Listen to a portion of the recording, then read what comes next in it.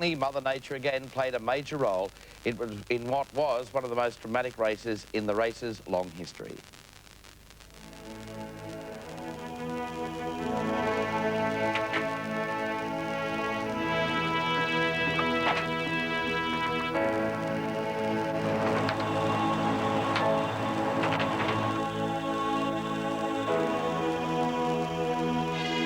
They had that morning after feeling, but the boys Lowndes and Murphy deserved the right to feel a little off colour, for they had hours earlier created history. Flag is about to drop. Track is wet. Rain has stopped. Well, it's still sprinkling. They're away! And off the line, Lowndes got the better start. Seaton's got the inside running though as they go to the corner. Look for Alan Jones in the pack leader. Falcon trying to spear through the middle. Brock plays it cautious going into the turn. He slots into fourth position. The familiar sight of rain clouds greeted the competitors the morning of the race. Still, no one could have predicted what was to follow. The heavens opened, the track became almost impossible. The ice-like surface claiming more than one. Coming in the bottom of the screen. Now look at that, there's a collision. Wayne Russell, car, yeah. John Trimble in the Daily Planet Falcon. Another one's gone off to the other side. They've been speeding on Conrod, and they've arrived at the scene of the tow truck. Lowndes had already claimed 2 of the 3 jewels in the Triple Crown.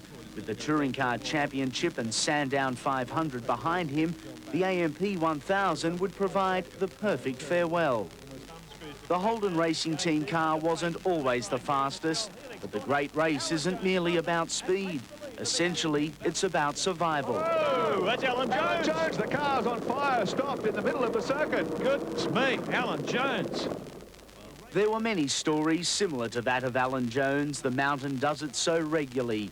It shatters dreams and destroys ambitions. The number 1 on the side of the lead Holden was there for a good reason.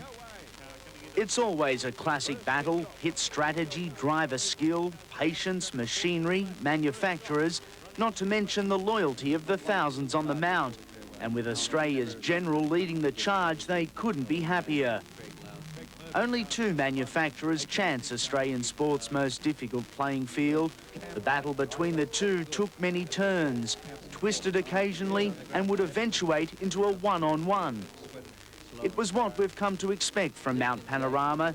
It was Ford versus Holden, and youth versus experience.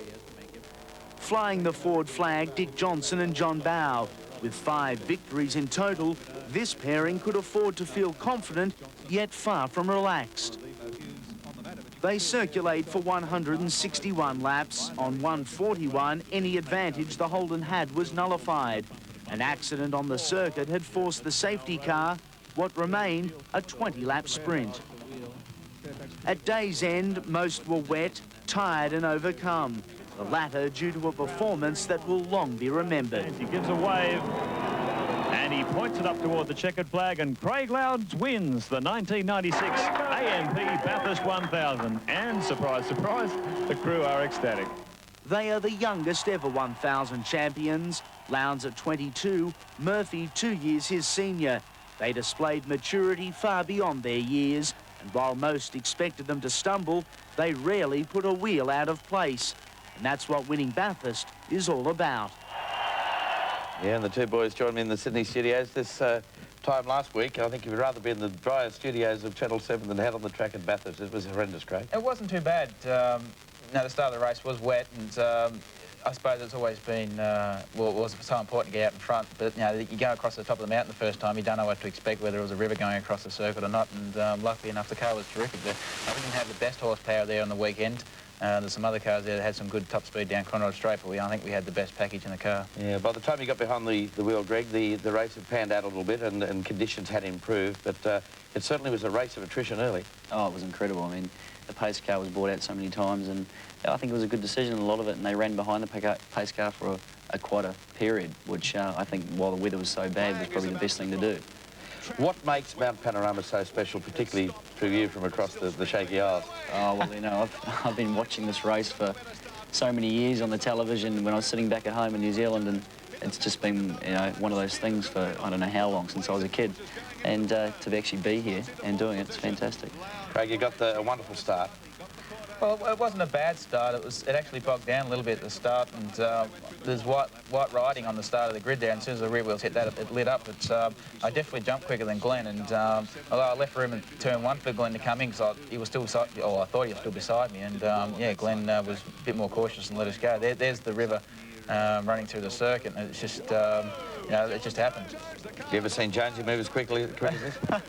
I didn't realise it went up in flames. He pulled over the side. When I went past, it was just stopped. And the second lap, well, the second time I went past him, it was all on fire, and it was a big one. There was a lot of controversy late in the race. What was your impression of, or your interpretation of the laws? Well, I didn't really know at that time that I was getting close to the limit, but we'd run Greg to the minimum time we allowed to run the driver in the car, and then we decided if it was a safety car come out, we had to actually pit anyway to get some more fuel because we couldn't do the last 45 laps. But what about the pace car late in the race? That caused a few problems? Well, that's what, yeah, when we came in, I jumped back in the car, and they were saying I had 2 laps to go within 6 minutes, and we managed to do that, so yeah, in the end it didn't make a difference. You've had a terrific year in the touring cars, but you may have probably thought the year was incomplete without Bathurst? No, I think the year was fantastic. It was something that started the year. No one expected us to do Shell Touring Car Series, and we've done that. Sandown, when Greg and I paired up, and you know, last year I ended up in the sand trap, and it wasn't a very good experience, and this year we rectified that, and we've had a fantastic run there. Become the Bathurst as favourites, but they only go on what well, your past performance were at Sandown and in the Shell Touring Car Series, and going to Bathurst, it's just a unique circuit. Anything can go wrong. And luckily enough for us, it didn't. Greg, it's been a terrific year for Bridgestone as well, and people have suggested that maybe some sort of unification of the tyres should come in. What are your thoughts on this? Should the come back to bring it back to a level playing field? Well, it's a very difficult situation, and obviously Bridgestone have worked very, very hard with ourselves, HOT, with Glenn Seaton, and doing a lot of testing, and I think really they've just come up with the best tyre and done the best job with it.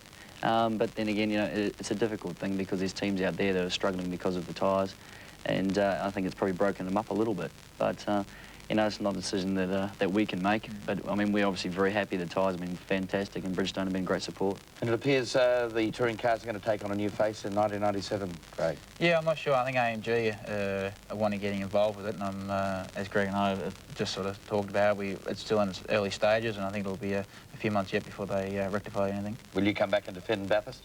Definitely. Tell us about what lies ahead of you in the next few months.